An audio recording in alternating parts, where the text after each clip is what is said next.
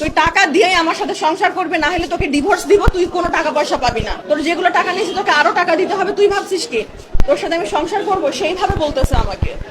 এবং তাদের ওখানকার স্থানীয় প্রভাবশালী কিছু নাকি নেতা আছে, সে নেতাকে বলছে তুই যদি তোর এলাকায় ঢোকার চেষ্টা করিস, আমার গ্রামের বাড়ি রংপুর নীলফামারী, আপনারা সবাই জানেন।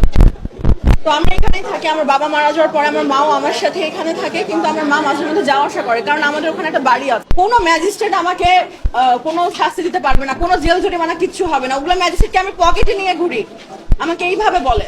আপু আবারও কি মডেলের রূপে ফিরবেন কিনা? না ভাইয়া, আমি আসলে আপনারা সবাই জানেন আমি একটা জব করছি, প্লাস আমার একটা বিজনেস আছে, তো একটা অনলাইন বিজনেস আছে আমার। তো আমি আসলে এখন কিছু বলতে পারছি না এই ব্যাপারে।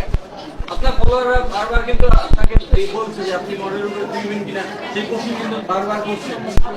ভাইয়া আজকে আসলে আমি ওইগুলো কোনো ব্যাপারে কথা বলতে চাচ্ছি না, জানিনি আমার মন মানসিকতা একদম ভালো নাই। কারণ আমরা যেমনই হই না কেন ভাইয়া, আমরা আমাদের ঘরের এত খারাপ ব্যাপারগুলো কখনো মিডিয়ার সামনে আনতে চাই না। আপনি বলেন ভাই, আপনারা হয়তো বাসায় আমরা কেউ আলুর ভর্তা দিয়েও ভাত খাই, আমরা কি বাইরে যে বলবো আমার বাসায় আমি আলুর ভর্তা দিয়ে ভাত খাই?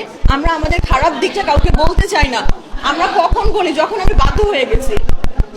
আমি অফিস থেকে বাসায় যেতে পারতেছি না, আমাকে মানুষ দিয়ে ধাক্কা ধাক্কি করতেছি, যে এখানে এই দাগটা 4-5 দিন আগের দাগ, এই দাগটা আমি ঢাকাইতে পারতেছি না, আমাকে এমন জোরে ধাক্কা দিচ্ছে, আমি দৌড়াইতে পারতেছি না রাস্তায়।